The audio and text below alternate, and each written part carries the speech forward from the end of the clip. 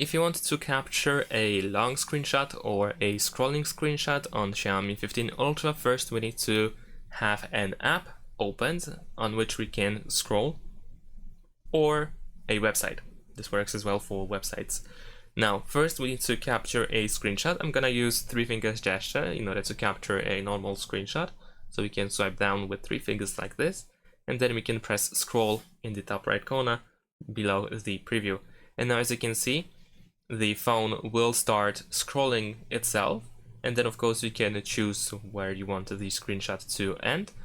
But of course you can also use your finger in order to select the area by yourself, to select where it should end. Unfortunately, it is quite slow, and I cannot really make it faster. I don't know how to make it smoother.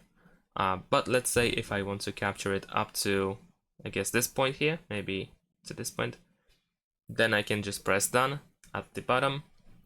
And there we go. As you can see, we have a pretty huge screenshot. We can still edit it if we want to.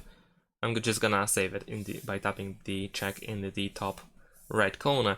And now if we go to the gallery, you should be able to find your screenshot. Of course, we can zoom in and we can scroll in order to check the screenshot.